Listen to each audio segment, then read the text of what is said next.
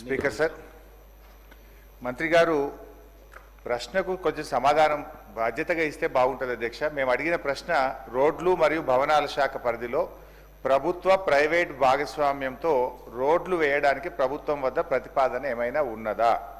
ప్రశ్నకు ఏమని ఇచ్చారు సమాధానం? లేదండి. ఇది బడ్జెట్ బుక్, గౌరవనీయులు బట్టి విక్రమార్క గారు మొన్న అసెంబ్లీలో పెట్టిన బడ్జెట్ బుక్. ఇందులో ఏం చెప్పారంటే అధ్యక్ష, 40% ప్రభుత్వ నిధులతో 60% ప్రైవేట్ డెవలపర్ల పెట్టుబడితో రహదారులను అభివృద్ధి చేస్తాం. బడ్జెట్లోనే మంత్రి గారు స్పష్టంగా చెప్పారు, ప్రైవేట్ డెవలపర్స్ యొక్క పెట్టుబడులతో మేము 60% ప్రైవేటులతో పెట్టుబడి పెట్టిస్తాం, రోడ్లు వేస్తామని బడ్జెట్లో ఆర్థిక మంత్రి గారు చెప్పారు. అసెంబ్లీలో ప్రశ్న అడిగితే ఈ గౌరవ R&B మంత్రి గారు ఏమంటున్నారంటే ప్రశ్నకు ఆన్సర్ లేదండి అని చెప్పారు. లెట్ మీ క్వశ్చన్, అన్ని క్వశ్చన్లు కలిపి ఆన్సర్ చేయమనండి సార్. అరే ఇంత ఒప్పుకోలేకపోతే ఎట్లా సార్? మనుషులకు కొద్దిగా కూర్చోమనండి. Let me ask the questions. అంత ఒప్పుకోలేకపోతే ఎట్లా? సో అంటే సమాధానం కొంచెం బాధ్యతగా ఇవ్వాలి. లేదండి, ఉత్పన్నం కాదండి అనడం సరి అయింది కాదు. ప్రభుత్వం చాలా బాధ్యతగా సభ్యులు అడిగిన ప్రశ్నలకు సవివరమైన సమాధానం ఇచ్చే ప్రయత్నం చేయాలి తప్ప లేదండి అనడం బాధ్యతారహిత్యము. ఒకటి. రెండు అధ్యక్ష, ఈ హ్యామ్ మోడల్లో 40-60 ప్రభుత్వం 40, ప్రైవేటు 60% అని చెప్పారు బడ్జెట్లో. అయితే అధ్యక్ష నిన్న మంత్రి గారేమో ఇక్కడ మాట్లాడుతూ 60 గవర్నమెంట్ అన్నారు. బట్టి గారి బడ్జెట్ బుక్లోనేమో 60 ప్రైవేట్ అని ఉన్నది.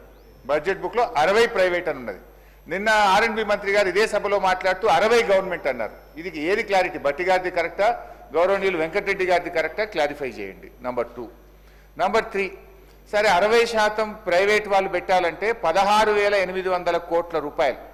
ఈ 16,800 కోట్ల రూపాయలు మరి ప్రైవేటు కాంట్రాక్టర్లు పెట్టుబడి పెడితే ఇది ఎన్ని సంవత్సరాల్లో చెల్లిస్తారు, ఎంత వడ్డీతో చెల్లిస్తారు? ఈ ఆర్థిక భారాన్ని రాష్ట్ర ప్రభుత్వం మీద 10 ఏళ్లు పడితే ఇది FRBM పరిధిలోకి వస్తుందా?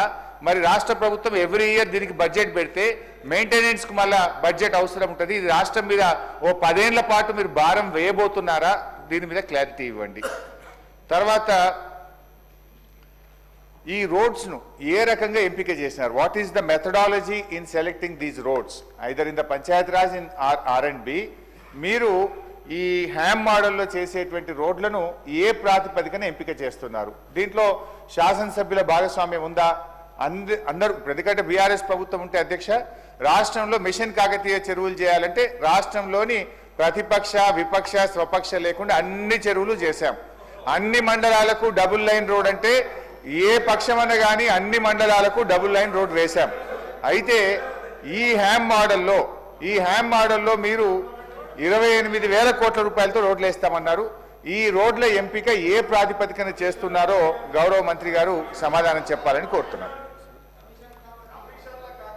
మినిస్టర్ గారు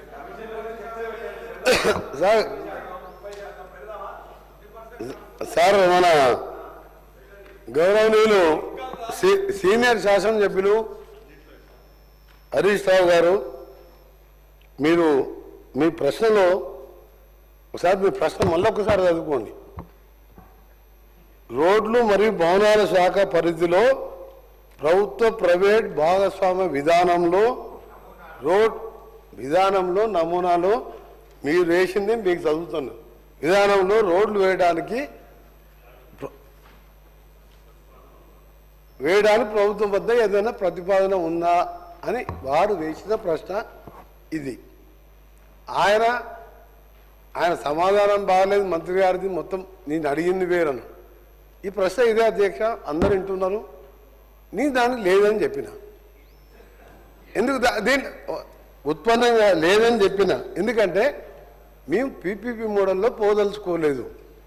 మేము హ్యామ్ రోడ్లో హైబ్రిడ్ యాన్యుటీ మోడల్లో పోవాలని నిర్ణయించుకున్నాం. PPP మోడల్ వేరు, హైబ్రిడ్ మోడల్ హ్యామ్ మోడల్ వేరు. దానికి లేదని నేను చెప్పిన. వారేం చెప్పారు నాకేం తెలియదు. అంటే వాళ్ళు చాలా మేధావులు, మాకేం తెలియదు. ఆయన అడిగిన ప్రశ్నకే సమాధానం లేదని చెప్పిన. ఇప్పుడు కూడా చెప్తున్నా లేదండి. ప్రైవేట్ పబ్లిక్ పార్ట్నర్షిప్లో లేదని చెప్పిన.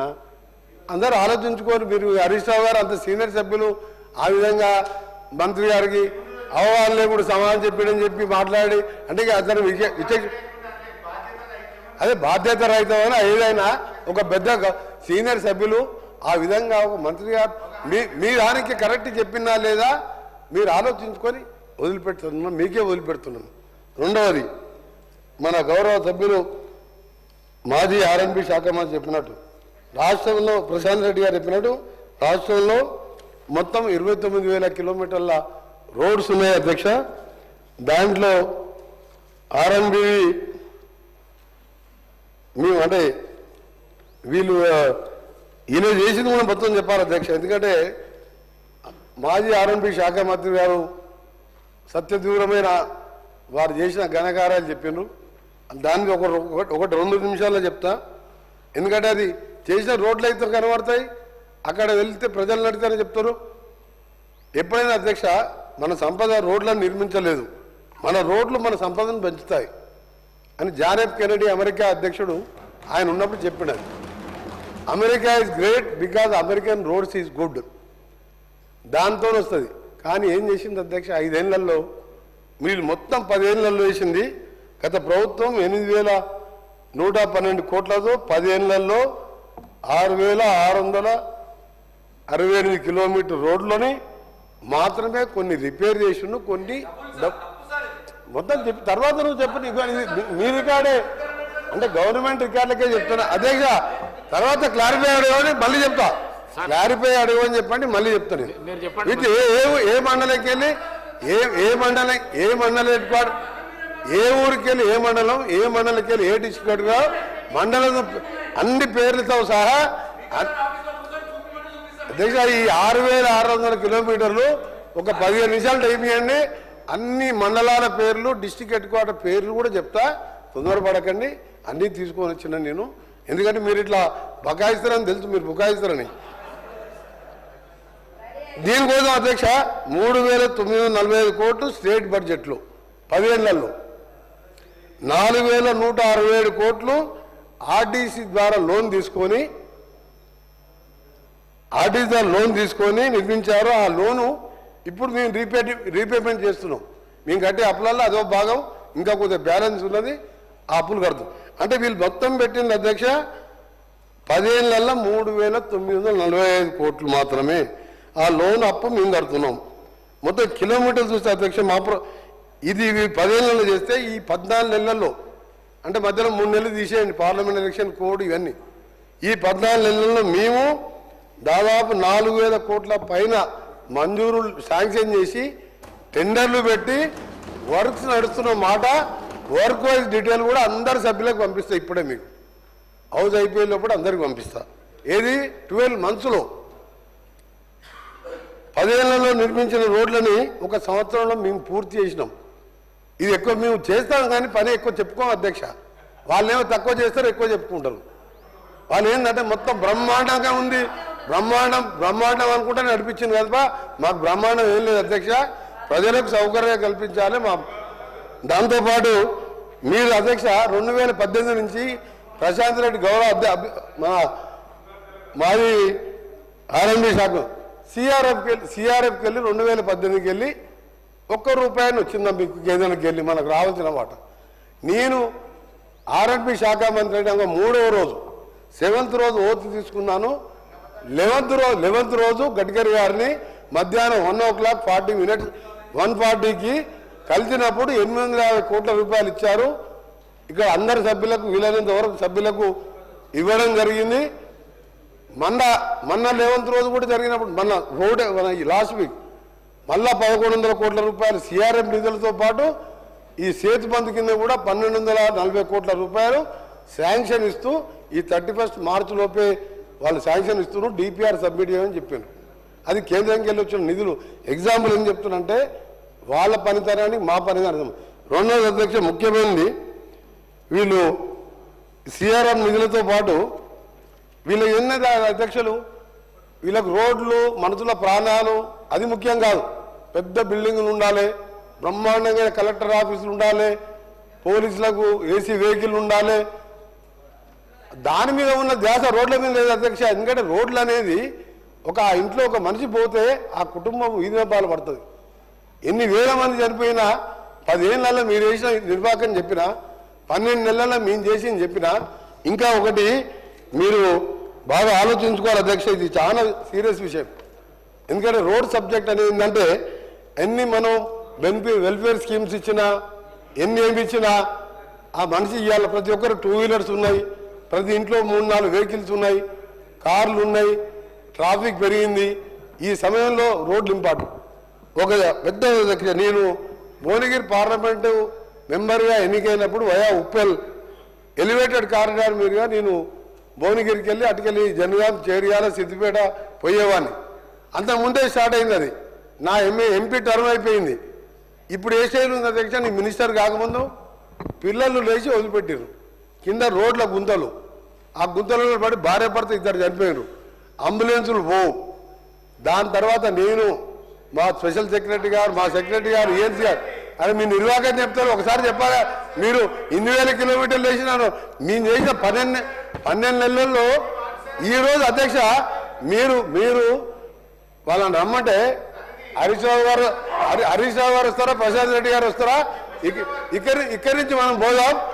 నేను దాన్ని క్లోజ్ చేయకుండా 4-5 సార్లు నేను అక్కడికి వెళ్ళి, అక్కడ ఢిల్లీకి వెళ్ళి గడ్కరీ గారిని కలిసి, నేషనల్ హైవే చైర్మన్ కలిసి క్లోజ్ చేసి రీటెండర్ పెడితే మళ్ళీ 2 ఇయర్స్ పడుతుంది. అంటే ఆ కాంట్రాక్టర్ని వచ్చి ఎస్క్రూ అకౌంట్ ద్వారా వేరే వాళ్ళతో మాట్లాడి 1 మంత్లో 4 స్లాబ్లు వేసి, నెక్స్ట్ మంత్ మరొక 3 స్లాబ్లు వేసి 18 మంత్స్లో కంప్లీట్ చేస్తున్నాం అధ్యక్ష. ఉప్పల్ ఎలివేటెడ్ కారిడార్ ఇది యాదగిరిగుట్ట, భువనగిరి హెడ్ క్వార్టర్, జనగాం జిల్లా హెడ్ క్వార్టర్, స్టేషన్ గన్పూర్ నుంచి వరంగల్ మహానగరం పోయే టెక్స్టైల్ పార్క్.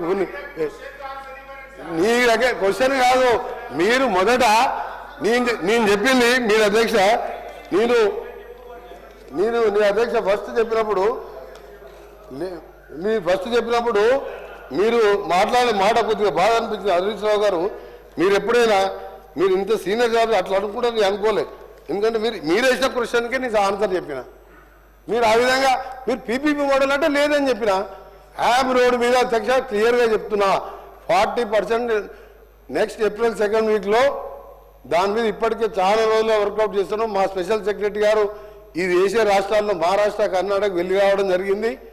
దాని మీద మొత్తం కూడా మా స్పెషల్ సెక్రటరీ గారు, మొత్తం స్పెషల్ సిఎస్ గారు ఇదే పని మీద రెగ్యులర్గా వర్కౌట్ చేస్తూ, ఈ రోడ్లు అనేది చాలా ముఖ్యమైన విషయం కాబట్టి దానికి సంబంధించిన ప్రక్రియ ఏప్రిల్ 2nd వీక్లో ముగిస్తే మా ఫైనాన్స్ మినిస్టర్ గారు ఇప్పటికే మన హ్యామ్ సంబంధించి 300 కోట్లు బడ్జెట్లో కూడా పెట్టడం జరిగింది. మన ఎమర్జెన్సీ రిపేర్ కింద 500 కోట్లు ఇవ్వడం జరిగింది. దీన్ని మే ఎండ్లో టెండర్ ప్రాసెస్ మొదలుపెట్టి ఓల్డ్ డిస్ట్రిక్ట్ వైజ్గా టెండర్లు పిలిచి, మీరు ఏ విధంగా ఇస్తానన్నారు కాబట్టి ఓల్డ్ విధంగా కాంపిటేటివ్ ఓపెన్ బిడ్డింగ్ టెండర్లు పిలిచి దాన్ని 3 మంత్స్లో మ్యాక్సిమం పెట్టుకున్నాం. ఆర్ 1 మంత్ డిలే అయినా సరే దీన్ని ఒక రోల్ మోడల్గా మండల్ హెడ్ క్వార్టర్కి వెళ్ళి జిల్లా హెడ్ క్వార్టర్కు మా శాఖ ద్వారా, అలాగే మా గౌరవ మంత్రివర్గ పంచాయతీరాజ్ శాఖ ద్వారా గ్రామాలకు వెళ్ళి మండల్ హెడ్ క్వార్టర్కి సింగిల్ బీటీ రోడ్స్ ప్రతి ఒక్క తండాకు గ్రామ పంచాయతీలు ఏర్పాటు చేసినాం. మట్టి రోడ్లు లేవు, మెటల్ రోడ్లు లేవు, బీటీ రోడ్లు లేవు. అవి కూడా కలుపుకుంటూ ఇవన్నీ ఒక ప్లానింగ్తో ముందు పోతున్నాం. ఈ ప్లానింగ్ అంతా కూడా ఒక డిసెంబర్ వరకు ఇవన్నీ స్టార్ట్ అయినప్పుడు అప్పుడు మీకు అర్థమవుతుంది మీకు మాకు తేడా అయింది. అందుకని మీరు మీ అందరినీ కూడా రిక్వెస్ట్ చేస్తున్నాం, రీజనల్ రింగ్ రోడ్ 2017లో గెజెట్ ఇస్తే దాని గురించి పట్టించుకోలే. ఆ దానికి సంబంధించి 1500 కోట్లు మా గౌరవ డిప్యూటీ సీఎం గారు వెంటనే ల్యాండ్ ఎక్విటీ డిపాజిట్ చేయడం జరిగింది. టెండర్లు పిలిచిను, క్యాబినెట్ ఆమోదం కాక అది ఆగిపోయింది. మన గడ్కరీ గారు చెప్పిను 3rd మంత్లో ఆ టెండర్లు ఓపెన్ చేసి నార్థన్ పార్ట్ స్టార్ట్ చేస్తాం. ఆ తర్వాత సదరన్ పార్ట్ సంబంధించిన అలైన్మెంట్ పంపమని చెప్పిను. కన్సల్టెంట్ని నియమించాం, దాన్ని కూడా పంపడం జరుగుతుంది. సైమల్టేనియస్గా దాన్ని కూడా టేకప్ చేస్తాం. రెండవది అధ్యక్ష, మీ ముఖ్యంగా మా సభ్యులందరికీ కూడా చెప్పేది, మీ ఇక్కడ రోడ్ల విషయంలో ఇప్పుడు యామ్ రోడ్ ఎందుకు చేస్తున్నా అంటే ప్రతి ఎమ్మెల్యే వచ్చి ఈ రోడ్డు కావాలి ఆ రోడ్డు కావాలని కాదు, కంప్లీట్గా వాళ్ళు కూడా అడిగారు. మా రీజనల్ రింగ్ రోడ్ వస్తే దాదాపు 50-55% తెలంగాణ కవర్ అవుతుంది కాబట్టి ప్రతి గ్రామం మండలికెళ్ళి వచ్చే రోడ్లు డబుల్ రోడ్ ఉండాలి. ఆ విధంగా ఒక కార్యాచరణతో పోతున్నాం. గౌరవ హరీష్ రావు గారు కూడా రిక్వెస్ట్ చేస్తున్నా, మీరు మాకు ఎక్కువ పని పని ఎక్కువ చేస్తాం కానీ మీలాగా ఎక్కువ మాట్లాడలేము. ఇంకా మీకు దేవుడు ఇచ్చిన వరం ఏంటంటే అబద్ధాలు అడుగుతూ కానీ ఆ మావకు అల్లుడికి కొడుకు ఏంటంటే అటాక్ చేయడం ఉల్టా రివర్స్ ఫస్ట్ అటాక్ చేస్తే మన తప్పులు కప్పించుకోవద్దని అరే ఉప్పల్ ఎలివేటెడ్ కారిడార్ 7 కిలోమీటర్లు కట్టని వాళ్ళు మీరు ఏం చేస్తారా? 15 కిలోమీటర్లు పివి నరసింహరావు ఎలివేటెడ్ పివి నరసింహరావు రోడ్డు కట్టాము అధ్యక్ష. 15 కిలోమీటర్లు ఫ్లైఓవర్ కట్టాము కదా, షార్ట్ కట్ అయింది కదా. ఇప్పుడు ఇవాళ మేము అవుటర్ రింగ్ రోడ్ వేసినాం కదా, metro world class metro India Delhi తర్వాత బెస్ట్ మెట్రో కట్టాం కదా. మీరు ఏదైనా ఒక్క పని చెప్పు, నువ్వు ఒక్క పని చెప్పి మంచి పని చేసావు. సైబరాబాద్ సంబంధించి ఒక్క మంచి పని చెప్పు మీరు చేసింది. అందుకే దయచేసి మీ అందరూ కూడా సహకరించండి. తెలంగాణలో ఇంకా విషయాలు చాలా ఉన్నాయి. డిమాండ్స్లో చెప్తాం. డిమాండ్స్ రేపు వచ్చినప్పుడు ఆ డిస్కషన్ రేపే ఉన్నది కాబట్టి దాంట్లో అన్ని చెప్తాం. మీరు అడిగిన ప్రశ్నతో సమానంతో పాటు మీరు సమాధానం చెప్తూ పర్వతమాల ప్రాజెక్ట్ అని మన కేంద్ర ప్రభుత్వం మొన్నే ప్రవేశపెడితే నేను మొట్టమొదటి తెలంగాణకు అది ఒకటి యాదగిరిగుట్ట లక్ష్మీనరసింహస్వామికి, ఆ తర్వాత భువనగిరి కుల్లా ఎక్కడ ఎవరెస్ట్ మౌంటైన్ ప్రాక్టీస్ చేయాలన్నా భువనగిరికి వస్తారు. దాంతోపాటు రామగిరి కోట కిల్లా అని శ్రీధర్ బాబు గౌరవ మంత్రివర్యులు ప్రాతినిధ్యం వహించే అక్కడికి ఒక రోప్వే అక్కడ, ఎందుకంటే శ్రీరాముడు కాలు మోపిన ప్లేస్ అది పైన కొలను ఉన్నది. దాంతోపాటు నల్గొండ భక్తాంజనేయ గారి నుంచి దర్గాకు 4 రోప్వేలు కూడా శాంక్షన్ చేసుకున్నాం. సోమశిల బ్రిడ్జ్ మీద శ్రీశైలం దగ్గర ఒక రోప్వేతో పాటు 1200 కోట్లతోని టెండర్ కూడా ఏమనంటే నేను ఉన్నప్పుడు వచ్చిందే, మేము ఉన్నప్పుడు ఉద్యోగాలు ఇచ్చిందే, మేము నోటీసులు మీకు ఊతపదం అయిపోయింది. మరి ఆ మీరు ఇచ్చినప్పుడు ఆ బ్రిడ్జ్ కడితే మేము ఆపినాం. ఇప్పుడు ఉప్పల్ ఎలివేటర్ కారు కడితే మా కాంగ్రెస్ వాళ్ళు మేము వచ్చి అడ్డం పడుకున్నామా? అన్ని అయిపోయినాయి. అన్ని మేము ఇచ్చినాం. ఉద్యోగాలు 50,000 ఇచ్చినట్టే అంతా రెడీ చేసినాం అన్నాడు. మరి సర్టిఫికేట్ ఇస్తాను టైం దొరకరా నీకు? ఏం మాట్లాడుతుంది లక్ష్య వీళ్ళు? ఇలా బాగా ఊతపోయి అయిపోయింది. ఒక్క పని చేయలే కావాలి. బంగారు తెలంగాణ అనుకుంటా మొత్తం నాశనం చేసి అన్ని మేము చేస్తుంటే అనివిగా చేసినాం అంటున్నారు. ఏం అందుకనే కదా మాట్లాడాలి. మేము మాట్లాడతాం కానీ అయిపోయిన పార్టీ గురించి 16 సంవత్సరాలు ముందు వచ్చిన పార్టీ గురించి ఏం మాట్లాడాలి? మేము టైం వేస్తే కదా అధ్యక్ష. థ్యాంక్ యూ అధ్యక్ష.